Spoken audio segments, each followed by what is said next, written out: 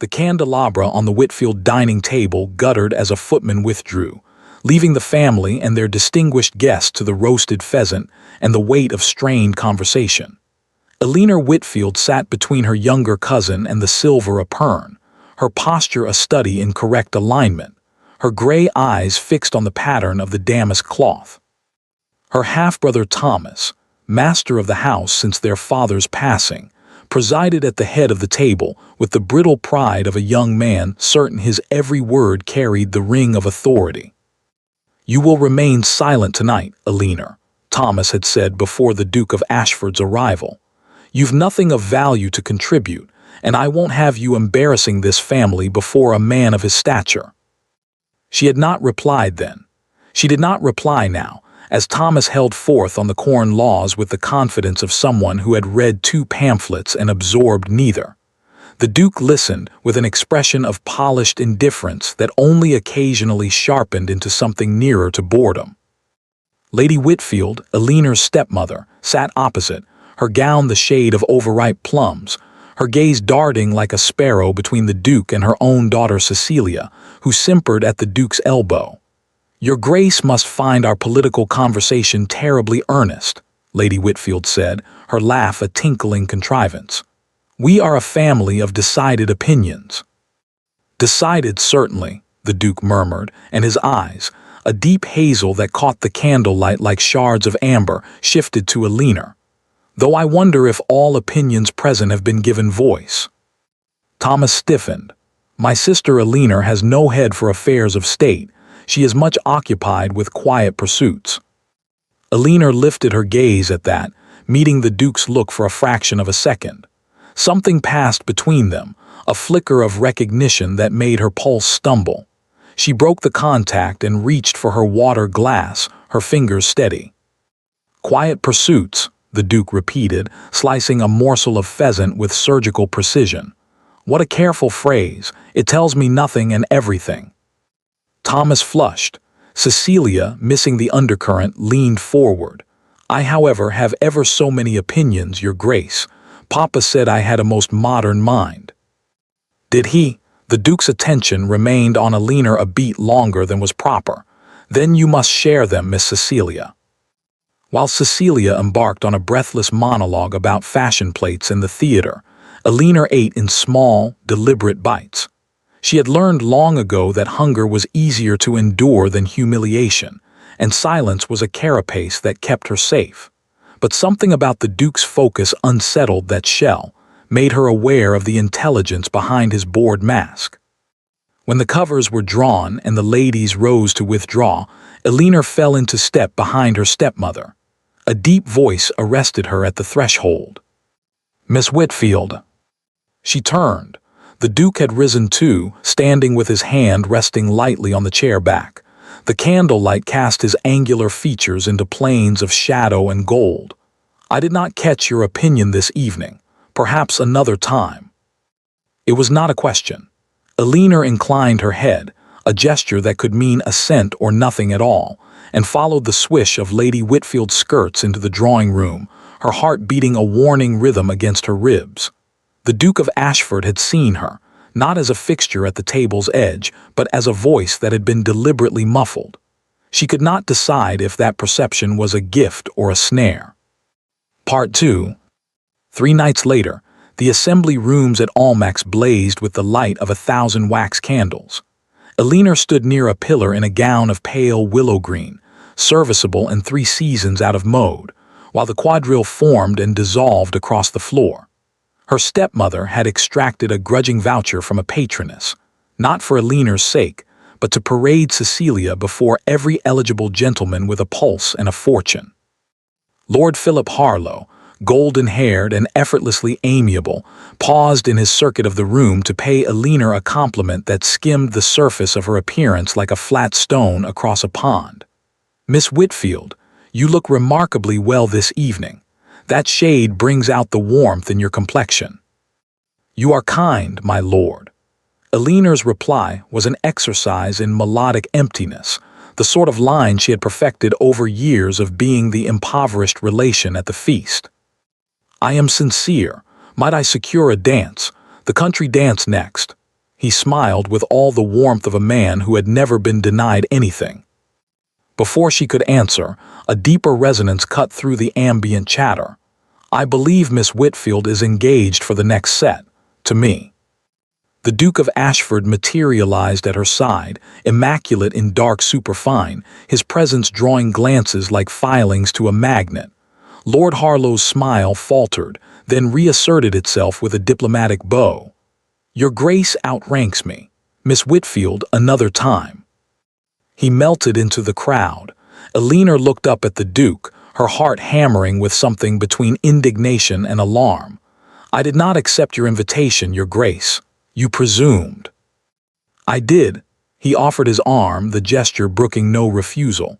"I find I dislike watching capable people shrink themselves to fit small expectations. Walk with me. I do not dance when I wish to converse." She placed her fingertips on his sleeve, conscious of the many eyes following their progress toward the quieter end of the ballroom. "People will talk. People always talk. It is their primary occupation. Tell me about the enclosures bill before Parliament." Eleanor nearly missed a step. "You ask that of a woman you have met twice." "I ask it of a woman who reads the political columns and hides books inside her embroidery basket. Yes, I noticed. You are not as adept at concealment as you think." A flush crept up her throat. She had smuggled a treatise on agrarian reform into Lady Sefton's musicale and believed herself invisible behind a potted fern. The Duke had been there too, she recalled, standing apart with that expression of thinly veiled derision. "The bill is flawed," she said, keeping her voice low. "It consolidates land in fewer hands and pushes smallholders toward poverty. The short-term gains in efficiency will breed long-term unrest." He stopped walking and turned to face her fully. The hazel eyes assessed her with an intensity that made her feel flayed open and strangely seen. "You have thought about this." "I have a great deal of time to think, Your Grace." A muscle flexed in his jaw, and no one to listen. Lady Whitfield descended upon them like a storm front, her smile fixed and fierce. "Eleanor, there you are. Lady Jersey requires an introduction for Cecilia. Your Grace, forgive the interruption." She clasped Eleanor's wrist, nails pressing crescents into the skin. "You forget yourself," she hissed beneath her breath as they moved away. "The Duke is for your sister. Do not imagine a man of his consequence looks twice at a drab little bluestocking with nothing to recommend her but a tolerable profile. Reach above your station again, and I will see you packed off to Aunt Hester's cottage before the week is out." Eleanor did not look back, but she felt the Duke's gaze on her spine like a weight, steady and unresolved. Part 3. Ashford House threw its doors open for a musicale 4 evenings later, and Eleanor escaped into the gardens the moment the soprano launched into her third interminable aria. The night air bit with early autumn chill, sharpening the scent of boxwood and fatting roses. She drew her shawl tighter and settled onto a stone bench tucked behind a colonnade, where the light from the ballroom spilled in fractured gold across a page of William Godwin. Footsteps on gravel brought her head up. The Duke emerged from the shadows, his tall frame silhouetted against the lit windows. "You have a talent for disappearing, Miss Whitfield. And your Grace has a talent for appearing where he is least expected." She closed the book but did not hide it. There seemed little point. "May I?" He indicated the bench.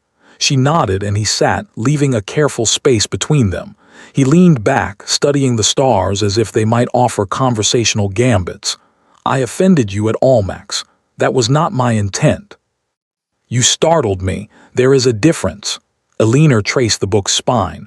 "I am not accustomed to being singled out for my opinions." "You should be." His voice roughened. "I grew up in a house where everyone spoke and no one said anything of substance.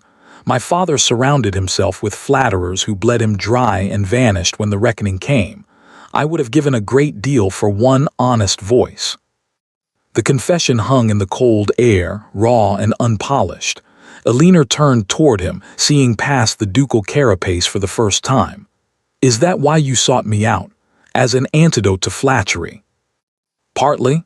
He turned his head, and the space between them contracted, partly because you bear your mistreatment with a dignity that shames the people who inflict it. Why do you stay silent when they muzzle you? Survival, she said simply. I have no fortune, no powerful connections. My mother died when I was 12, and my father's second wife has never seen me as more than a debt carried over from his first marriage. If I speak, I lose the roof over my head. If I am meek, I am tolerated. It is arithmetic. The Duke was silent for a long moment. A night bird called from the yew hedge. It is not arithmetic, he said at last. It is a slow extinguishing, and I find I object to it. Before Elena could formulate a reply, a high, bright laugh shattered the stillness. Cecilia Whitfield stepped onto the gravel path, her white muslin glowing in the half-light, her eyes glittering with malice. Goodness, Elena, alone in the dark with his grace, how very bold of you. Mamma will be fascinated to hear of your tête-à-tête.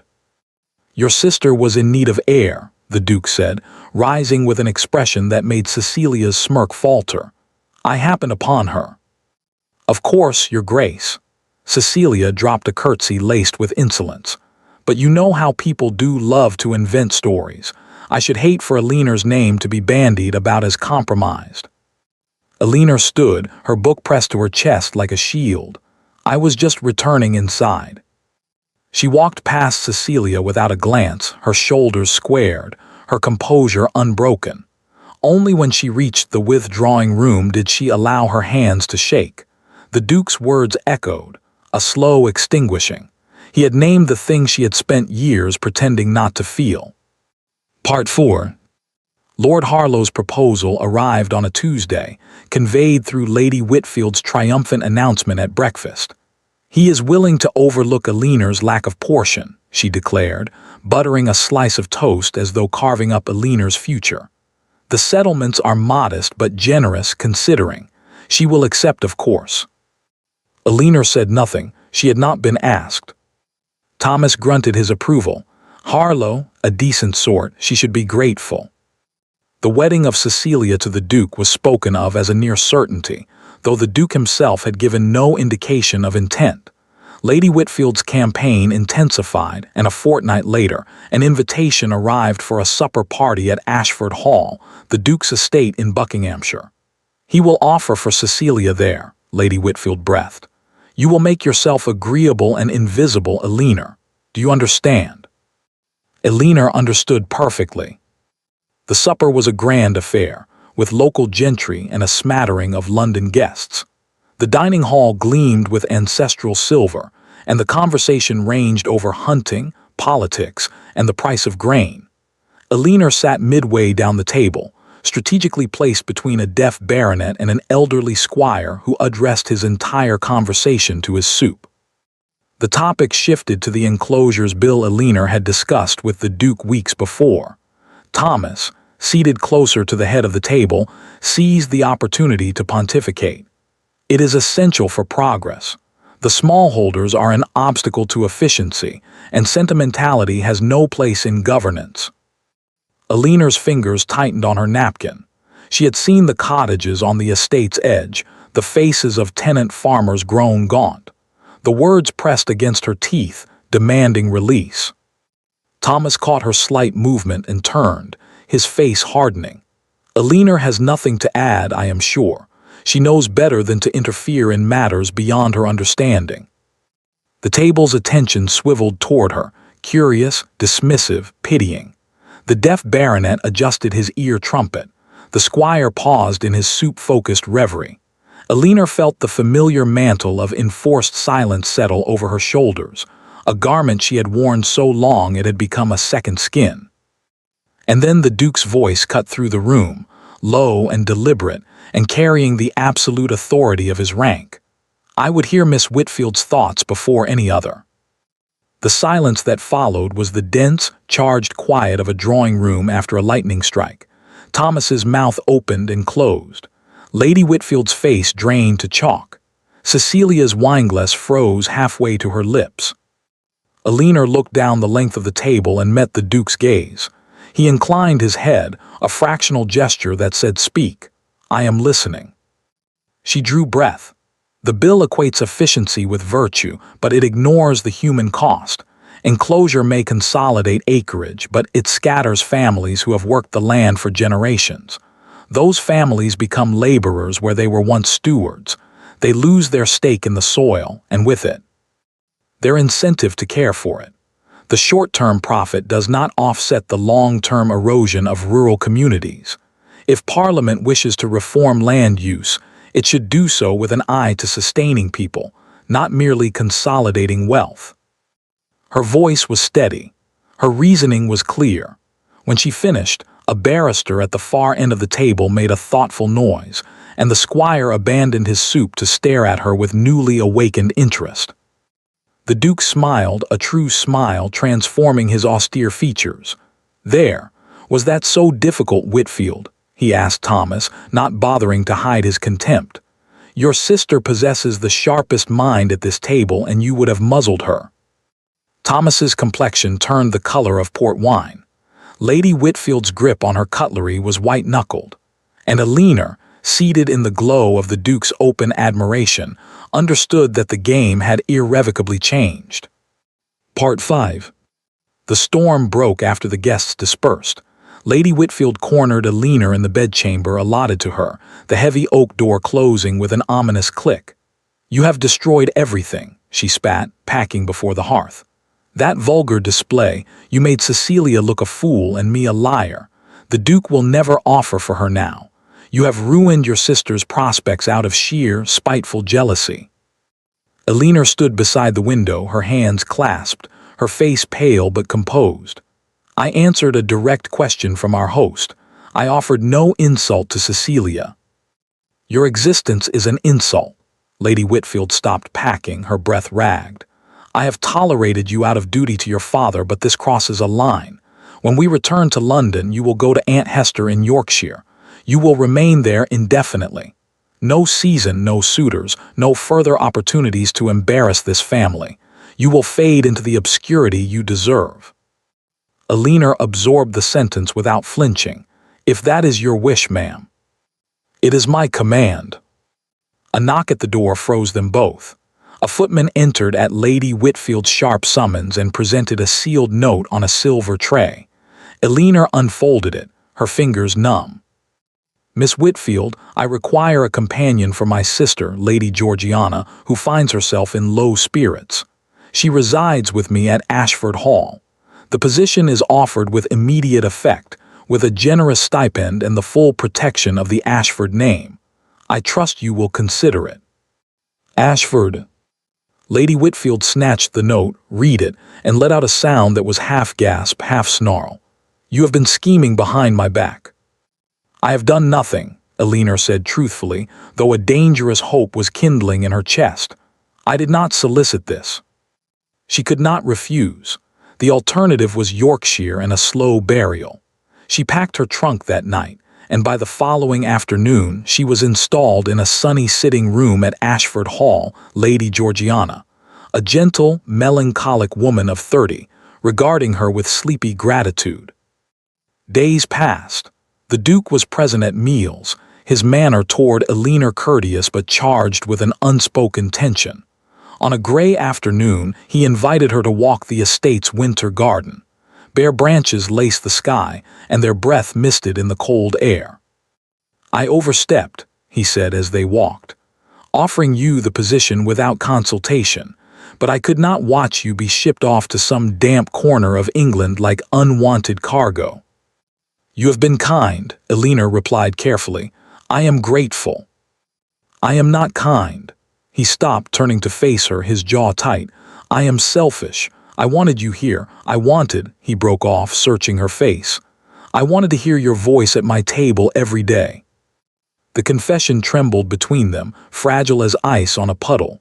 Alina's heart beat hard and fast. "Your Grace." "Alexander." His hand lifted as if to touch her cheek, then dropped.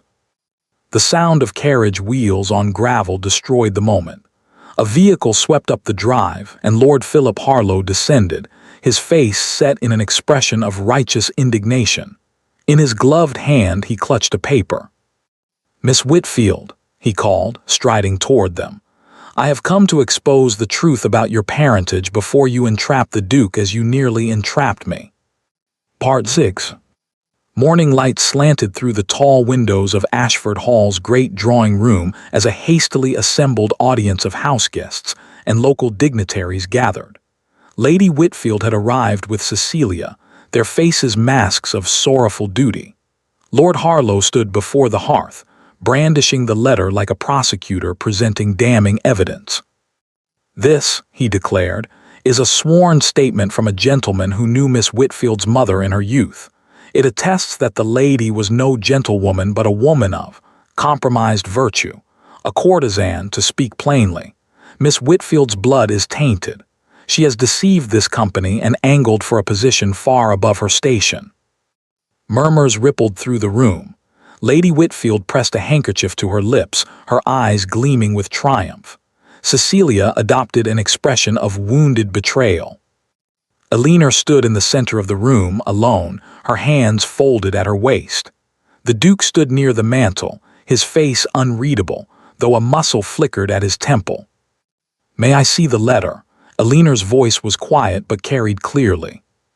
Harlow hesitated, then thrust it toward her. She read it, her gray eyes scanning the spidery script.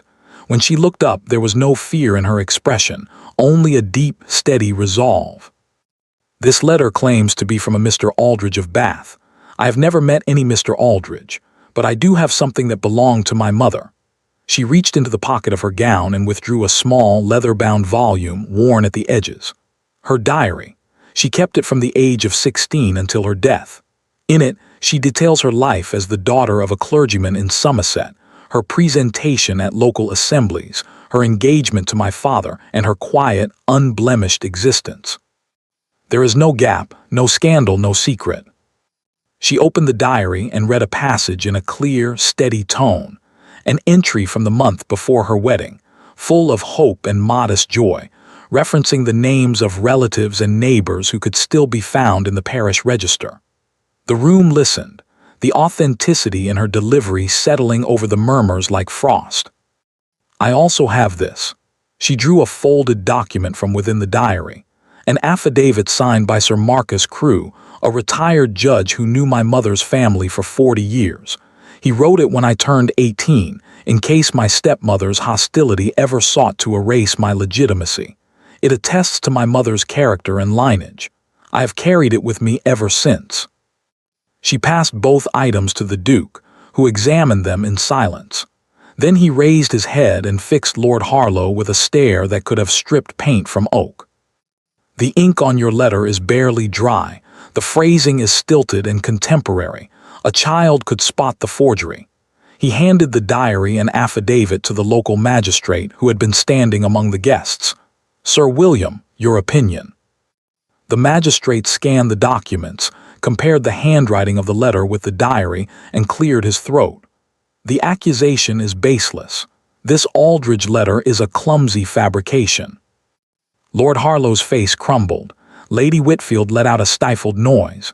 Cecilia burst into tears. The Duke turned to Eleanor, and his voice rang through the drawing room with finality. "I intend to marry Miss Whitfield. She has endured slander, cruelty, and the systematic effort of her own family to crush her spirit. She has borne it all with a grace that humbles me. She will be my Duchess, and any person who speaks against her speaks against me." He looked at her then, his expression open and expectant. Eleanor met his eyes. She did not weep, did not smile, did not rush toward him. She curtsied, a deep, correct, elegant curtsy, and without a word she turned and walked out of the room, leaving the Duke, the guests, and her thunderstruck family in a ringing void of silence. Part 7. The library of Ashford Hall smelled of leather bindings and wood smoke. Eleanor stood at the window, watching the bare branches sway in the wind, her breath coming shallow and fast. She had walked away not from defiance, but from the need to breathe air that did not taste of other people's machinations. The door opened and closed with a soft click. She did not turn. "Eleanor." The Duke's voice was different now, stripped of command, stripped of the cool, sardonic edge that armored him. "I have been a fool." She turned then, and the sight of him arrested her. He stood just inside the doorway, his cravat loosened, his hair disordered as though he had run his hands through it repeatedly. The arrogance had drained from his bearing, leaving behind something raw and uncertain. "You announced our engagement," she said, "without asking me. You presumed again." "I did." He took a step forward, then stopped. "I have spent my adult life presuming. My rank, my wealth, my name. I have used them all as shields and weapons, never once considering that the person I most wished to impress might not be impressed by any of it." Aliner held his gaze. "I am not unimpressed, Alexander. I am wary. You have given me a voice at your table, and I am grateful, but I will not trade one silencer for another. If I marry, it will be to a man who wants my thoughts as much as my presence, who will never ask me to shrink myself to soothe his pride." He crossed the room in 3 strides, stopping a handspan from her, his hazel eyes blazing. "I want your thoughts. I want your arguments at breakfast and your critiques of my speeches and your quiet, lethal observations about every absurd person we encounter. I want your voice in every room I enter for the rest of my life. I am not asking you to be silent. I am asking you to speak. To me, always." The sincerity in his tone was a physical force. Aliner felt the walls she had built around herself tremble. "If I say yes," she said slowly, "it will be as your equal, not in rank, that is impossible, but in voice. I will not be managed or patronized or set aside when my opinions inconvenience you." "Agreed." The word came without hesitation, firm and binding. "I will hold myself to that promise, and if I fail, you may publicly dress me down at a dinner party. I suspect you would do it brilliantly." A laugh, the first in weeks, escaped her. She extended her hand. He took it, his grip warm and steady, and something in his expression shifted into a territory she could only call reverence. "Then I accept," she said. They were married in the small stone church on the Ashford estate, with Lady Georgiana as witness and a handful of true friends in the pews. Lady Whitfield and Cecilia were not present. Thomas sent a grudging note of congratulations that neither of them bothered to answer. On the evening of their wedding day, the Duke and his new Duchess sat down to supper in the intimate dining parlor of Ashford Hall. Candles glowed on the table, and a fire crackled in the hearth. The servants laid the first course and withdrew. Alexander looked across the table at his wife, her hair dressed simply, her gray eyes luminous in the firelight, her expression relaxed in a way he had never seen before. The silence between them was not empty. It was full of all the words they would now have a lifetime to exchange. He lifted his wineglass. "What do you think, Aliner? Of the soup, the weather, the state of the nation, any of it, speak first. I want to hear you." She smiled, a slow, radiant curve that lit her face from within, and began to talk. And for the first time in her life, she was heard.